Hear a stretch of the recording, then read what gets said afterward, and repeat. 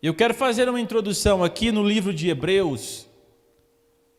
Você na sua casa, eu quero pedir para que abra a sua Bíblia comigo. Pega a sua Bíblia, vamos aprender a cultuar, ainda que fora do templo, mas vamos aprender a cultuar. Pega a sua Bíblia, livro de Hebreus, capítulo de número 11 e versículo de número 1. Nós vamos ler alguns textos hoje da palavra do Senhor. Glória ao Senhor Jesus. Livro de Hebreus, capítulo 11.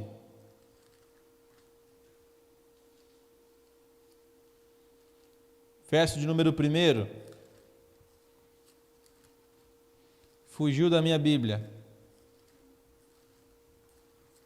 Achei. Você achou aí? Deus abençoe os irmãos do louvor. São uma bênção, tem sempre nos ajudado. Hebreus capítulo 11, versículo 1. Diz assim, olha. Ora, a fé é a certeza de coisas que se esperam. Preste atenção. A fé é a certeza de coisas que se esperam. Vírgula. A convicção ou a prova de fatos que se não veem. Que coisa maravilhosa. Verso 2. Pois pela fé os antigos obtiveram bom testemunho. Pela fé, entendemos que foi o universo formado pela palavra de Deus, de maneira que o visível veio a existir das coisas que não aparecem. Agora eu vou ler o versículo 6, acompanha comigo, diz assim: de fato, sem fé é impossível agradar a Deus. Porquanto é necessário que aquele que se aproxima de Deus, note que é alguém que está se achegando a Deus, creia que Ele existe e que se torna galardoador ou presenteador daqueles que o buscam. Sem fé é impossível agradar a Deus. Amém? Homens de pequena fé. A palavra fé significa acreditar. Deus abençoe. Acreditar incondicionalmente, mesmo que não tenha provas concretas de que aquilo pode acontecer. Um exemplo que muitas vezes acontece: alguém é notificado de uma doença incurável. A prova é de que não existe cura. Ou seja, não existe provas de que haja cura ao olhar humano, clínico, médico. Mas a pessoa se dobra diante do Senhor, como diz a palavra aqui no versículo 6, ela se aproxima de Deus e crê que Deus dá presentes.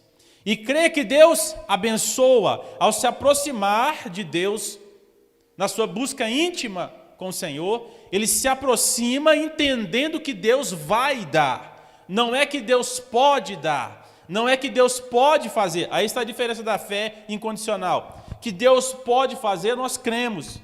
Mas agora, certamente entender que Deus vai fazer é um nível diferente de fé. Amém? Agora existe uma fé. A palavra fé no hebraico significa emuná. O que quer dizer emuná? É uma palavra mais profunda, uma fé ainda mais profunda. Essa fé que eu falei significa crer incondicionalmente, ainda que não haja provas. Essa outra palavra, fé, quer dizer aquele que se move como se já houvesse recebido. Isso é muito poderoso. Uma coisa é crermos, como eu disse, que Deus pode fazer. Outra coisa é agir como se Deus já tivesse dado. Ou seja, quando eu me deparo com uma situação de paralisia, eu não fico paralisado. Eu me movo pelas circunstâncias da vida, mas eu continuo me movendo, crendo que Deus já está me dando, Ele já está fazendo, Ele já está operando, Ele já está agindo. Esse é um nível de fé ainda mais profundo. Aleluias. Existe na fé o cuidado supridor, provedor e sobrenatural de Deus. Eu anotei aqui. E eu quero fazer uma pergunta, você já provou disso? O cuidado supridor, provedor e sobrenatural de Deus. São 3 níveis de cuidado, que quando nós nos aproximamos de Deus, Deus começa a derramar sobre nós. Tá? E cada etapa da nossa vida exige de nós um mergulho cada vez mais profundo na essência da fé. O crer por crer, ele é bom, mas o crer pela essência da fé em Deus, ele é mais profundo. Ele alcança níveis profundos. Ele vai aonde muitas pessoas não vão. Na galeria dos heróis da fé, por que eles entraram aqui na galeria dos heróis da fé em Hebreus 11? Porque eles acessaram um lugar aonde muitos não vão acessar, porque não mergulham na essência da fé. Quando começam a caminhar com Deus, quando começam a se achegar perto de Deus, a provar um pouquinho do que é a presença, a intimidade de Deus, vem a provação e logo eles abandonam essa caminhada. O que Deus quer fazer no meio das dificuldades não é nos afastar dele, mas é nos experimentar e nos levar a lugares mais profundos, a lugares mais fundos na fé. Amém? Eu quero aqui explicar para você o que significa suprir. Suprir significa ajuntar. Muitas vezes Deus faz isso. Quando nós necessitamos de algo e nós perseveramos, o Senhor ajunta, Jesus ajunta, nós menos imaginamos e traz para nós. Prover significa, preste atenção, abastecer-se do que for necessário. Suprir é algo circunstancial. É daquilo que eu preciso, e Deus faz, Ele supre, Ele ajunta, Ele traz. Mas prover é de tudo aquilo que eu preciso, em qualquer área da minha vida.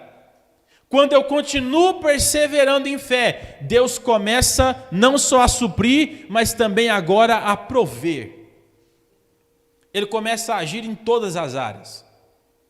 É algo mais profundo. E agora a questão sobrenatural da fé. É o que ultrapassa a lei natural. Jesus andando por cima das águas. A lei natural diz que um objeto sólido, tendo uma densidade maior do que a água, afunda. Jesus tinha uma densidade maior do que a água, mas ele andou sobre as águas. A lei natural não se aplica há uma intimidade de fé. Lázaro foi ressuscitado dos mortos, leprosos eram curados, cegos de nascença voltavam a enxergar, coxos andavam, aleluias. A lei natural não se aplica à lei sobrenatural da fé. Glória ao Senhor Jesus, glória ao nome de Jesus. Oh, aleluias. Talvez você já tenha vivido o suprir de Deus. Talvez você já tenha vivido o prover de Deus. Mas agora você entrou em uma atmosfera totalmente diferente. Já não é nada mais físico, nada mais palpável o seu problema. Você precisa de um agir sobrenatural de Deus. E eu quero citar aqui alguns exemplos bíblicos para você entender. Eu vou falar de dois textos de questão de suprir e de prover, que se encontram em Mateus 16 e 8. Vamos lá comigo, você que está aí me acompanhando, Mateus capítulo 16 e versículo 8. Aleluia. Deus é poderoso. Deus é poderoso, aleluias. Mateus capítulo 16 e versículo de número 8. Eu quero animar você hoje aqui na fé. Mateus 16 e 8. Oh, aleluias. Diz assim: percebendo Jesus, disse: por que discorreis entre vós, ou discutir entre vós, homens de pequena fé, sobre o não terdes pão? Aqui eu vou tirar um pouquinho esse texto de contexto, porque o que Jesus estava tratando aqui não era de alimento. Ele estava tratando aqui da incredulidade dos fariseus. E Jesus estava alertando os discípulos. Mas eu quero usar esse texto aqui para falar sobre a questão da provisão e do suprir de Deus. Primeira coisa, quando nós não andamos em fé, a falta de pão nos assusta e nos afasta de Deus. Preste bastante atenção. Quando nós não andamos em fé, a falta de pão nos assusta e nos afasta de Deus. Aqui Jesus fala: por que vocês estão discutindo? Por causa de pão? E ele ainda vai falar: eu já não multipliquei pão. 2 vezes eu já multipliquei pão. Dos 5 pães e 2 peixinhos, 5.000 homens se alimentaram. E depois, mais para frente, mais várias pessoas se alimentaram. Por que vocês estão discutindo por causa de pão? Eu posso prover, eu posso suprir da onde eu quiser, da forma que eu quiser. Aleluias. Irmãos, saia desse nível de fé. Ande um pouquinho mais. Ande um pouquinho mais. Eu quero dizer uma coisa para você. Deus tem suprido a minha casa da onde eu menos espero. Eu e minha esposa não falamos nada para ninguém, mas nós dobramos os nossos joelhos e falamos com Deus no secreto. E Deus tem suprido as nossas necessidades. Talvez o cerco tenha se apertado à sua volta, e eu quero dizer para você: dobre os seus joelhos, entre no seu quarto e fale com Deus, mas fale e comece a agir como quem já tivesse recebido, sobre uma fé diferente da que você tem caminhado até hoje, uma fé mais profunda, e você vai ver Deus abençoar a sua casa. Você vai ver Deus suprir as suas necessidades, você vai ver Deus prover, Deus ajuntar, Deus trazer de onde você menos espera. Oh, glórias a Deus. Por que vocês ficam discutindo, perdendo tempo por causa de pão? Eu posso dar a hora que eu quiser, eu posso fazer a hora que eu quiser, eu repito o milagre a hora que eu quiser. Creia. Creia. O que eu quero dizer com esse texto? Aquele que já tem provado isso, já anda em fé na questão do suprir e do prover, ele começa a caminhar agora tomando posse já. Ele já não se abate mais com aquilo. A gente não se abate mais. Preocupação vem, é lógico, mas você não fica mais abatido, já não te aflige mais, porque você começa a caminhar e você já entende que aquela etapa você já venceu em Cristo. E você sabe que vai vir, o suprimento vai vir, o Senhor vai prover para você o recurso, para você pagar essa conta, para o alimento chegar até a sua mesa. Você já começa a crer de uma forma diferente, de uma forma mais madura, mais experimentado. Oh, glórias a Deus, aleluias. Oh, vença essa etapa em nome de Jesus. O Senhor quer te levar a lugares altos, a um mergulhar mais intenso na fé. O outro texto que eu quero ler com os irmãos é Mateus capítulo 6, versículo 30. Mateus capítulo 6, versículo 30. Olha o que diz. Ora, se Deus veste assim a erva do campo, que hoje existe e amanhã é lançada no forno, quanto mais a vós outros, homens de pequena fé. Aqui Deus estava falando da questão do suprimento de alimento, e agora Deus vem falar de recurso financeiro. Oh, aleluias, quando entra na área do dinheiro é difícil, né? Só que eu posso te dizer uma coisa. Jesus disse assim: vocês não podem servir a dois senhores. Presta atenção na profundidade disso que Deus fala conosco. Vocês não podem servir a dois senhores. Ou vocês agradam um, ou vocês agradam ao outro. Não podem servir a Deus e a Mamon, que é o Deus da riqueza. O que eu quero dizer? Quando o recurso financeiro falta e você se afasta de Deus, o seu Deus é o dinheiro, porque ele te roubou de Deus. Quando o recurso financeiro falta e você se afasta de Deus, o seu Deus é o dinheiro, porque ele conseguiu te afastar da sua fonte de riqueza espiritual. A Bíblia não diz que Deus é o dono do ouro e da prata.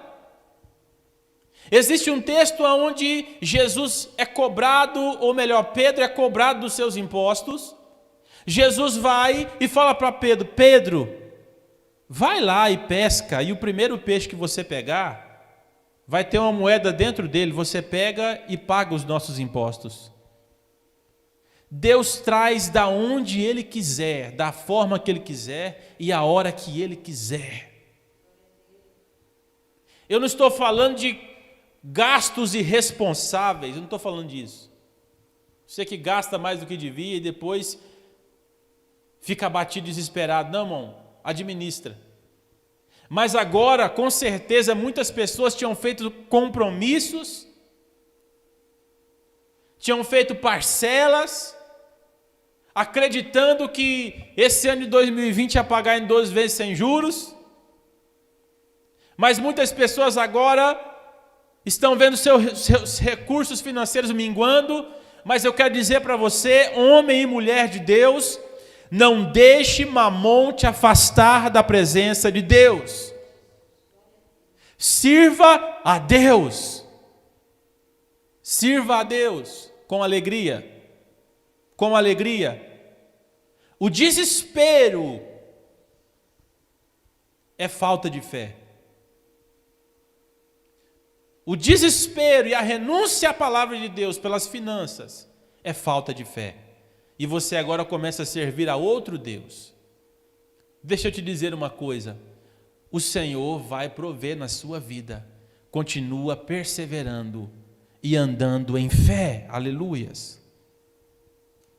Eu quero ler agora, vou falar sobre a questão sobrenatural. Marcos capítulo 4 e versículo 40. Marcos capítulo 4 e versículo de número 40. Aleluias. Está aqui.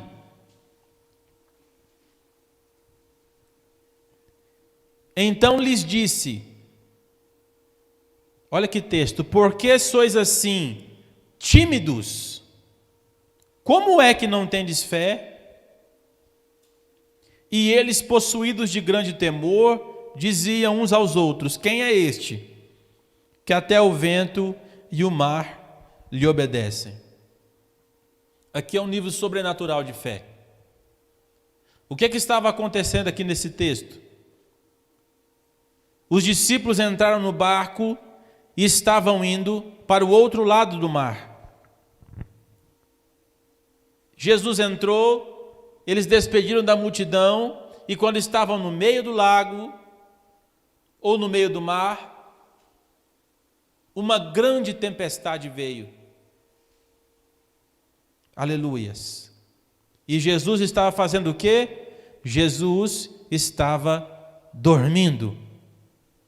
Agora preste bastante atenção. O que é que Jesus estava indo fazer do outro lado? Ele estava indo curar um endemoniado. Preste atenção no que eu vou falar. Quando nós entramos em uma situação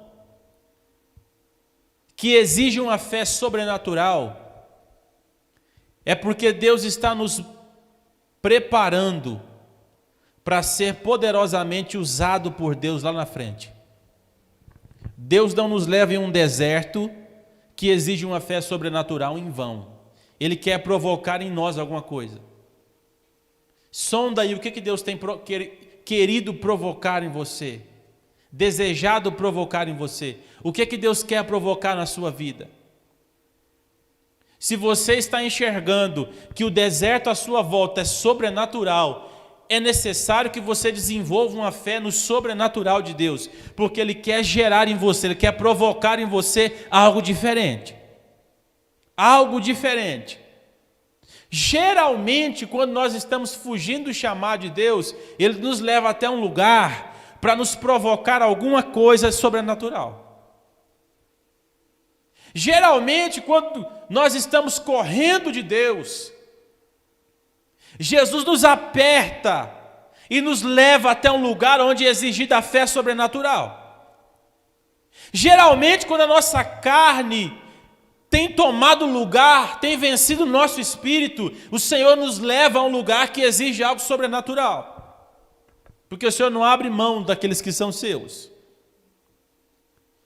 Jesus estava indo para o outro lado e ele sabia o que ele ia fazer. Havia um endemoniado, o gadareno, que precisava ser liberto de uma legião de demônios. E Satanás, sabendo disso, com certeza aqui é uma aplicação pessoal, quando percebendo que os discípulos com Jesus estavam indo para o outro lado, veio uma tempestade espiritual naquele lugar. E os discípulos estavam sendo experimentados, porque uma coisa poderosa iria acontecer do outro lado. Um homem seria liberto de uma legião de demônios. Oh, aleluias, glórias a Deus. Os discípulos começam a ser experimentados, e a Bíblia diz que eles se apavoram, se assustam, e começam a gritar: mestre, mestre, nos acode, nós vamos padecer, o barco vai afundar. A Bíblia diz que Jesus se levanta, ordena que o vento e o mar se aquietem, e olha para eles, preste atenção nessa palavra. Então Jesus disse: por que são assim tímidos? Oh, aleluias. Sabe aquela timidez que está lá em Apocalipse, que fala que os tímidos não entrarão no reino dos céus? É dessa timidez aqui que Jesus está falando. Uma timidez que nos paralisa, uma timidez, um medo que nos afasta de Deus. Ao invés de nós avançarmos, nós retrocedemos. Ao invés de nós continuarmos caminhando, nós paramos e dizemos: é difícil demais, não vai dar para atravessar. Oh, aleluias, qual é o Deus que você tem crido? Creia no Deus do sobrenatural. Creia no Deus do sobrenatural. E eu quero afirmar para você uma coisa: se você está num vale sobrenatural, se você não for para o jejum, se você não for para a oração, se você não for para a consagração, se você não buscar de Deus revelação, visão, entender a vontade de Deus, você vai continuar tímido e com medo até a hora que você dobrar os seus joelhos e clamar a Jesus: Jesus, levanta-te na minha vida e me mostra o que o Senhor quer. Aleluias. Oh, glórias ao Senhor Jesus. Aleluias. Oh, aleluias. O Senhor Jesus quer gerar em você uma fé sobrenatural. Uma fé sobrenatural. Glórias a Deus. Ele quer gerar isso em você. Por que às vezes na igreja nós vemos alguns irmãos que se destacam, são usados por Deus, e quando você vai olhar para a vida deles, você vê tamanha luta que eles passam, mas eles já venceram na área sobrenatural, e eles começam a caminhar com Deus em lugares altos. E a enfermidade não para mais, a falta de dinheiro não o para mais, a falta de alimento, a escassez não os param mais, porque eles estão andando no sobrenatural de Deus. Oh, aleluia. Eu sei do peso dessa palavra. Eu sei do peso dessa palavra. E não é fácil pregar isso para você, mas eu quero dizer uma coisa para você: pare de ficar paralisado por qualquer problema. Jesus quer gerar uma fé sobrenatural na sua vida. Oh, aleluias. Glórias ao Senhor Jesus. Porque são tímidos. Exercite autoridade na fé sobrenatural. Pastor, como que eu exercito? Meu irmão, é andando em consagração, e quando o problema vier, levanta a mão e repreende no sangue de Jesus. E diga: em nome de Jesus eu ministro cura. Talvez você não vai ver cura naquele dia, mas é exercício. No outro dia você se levanta: eu repreendo essa enfermidade em nome de Jesus. Eu mando embora esse demônio em nome de Jesus. Eu declaro portas abertas em nome de Jesus. Eu declaro libertação em nome de Jesus. A minha casa é sarada, a minha família é curada, é restaurada. Talvez você não vai ver naquele dia, naquela semana, naquele mês, mas Deus está te provando, gerando algo na sua vida, e algo vai acontecer. Aleluias. O vento acalmou, a tempestade passou. Sabe o que foi que aconteceu?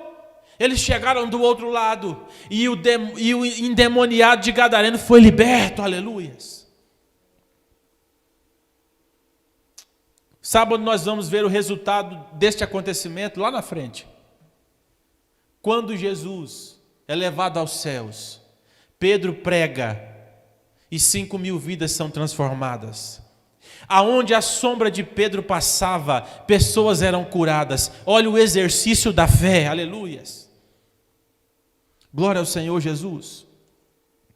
Eu quero ler mais um texto com você. Lucas capítulo 8 e 25. Vou ler só mais 2 textos e depois eu vou encerrar. Lucas capítulo 8 e 25. Glória ao Senhor Jesus. Lucas capítulo 8 e 25. Então diz assim: onde está a vossa fé? A história é a mesma, mas eu gostei de pegar esse texto. Jesus fala: por que são tão tímidos? E agora ele fala: aonde está a vossa fé? Aleluias. Aonde está a sua fé? Aonde está a sua fé? Nas suas forças, você não vai conseguir. Aonde está a sua fé? No dinheiro, o dinheiro acaba. Nas amizades, as amizades deixam. Aonde está a sua fé? Aonde está alicerçada a sua fé? Sonde o seu coração agora e peça para Deus: Senhor, coloca a minha fé no lugar certo.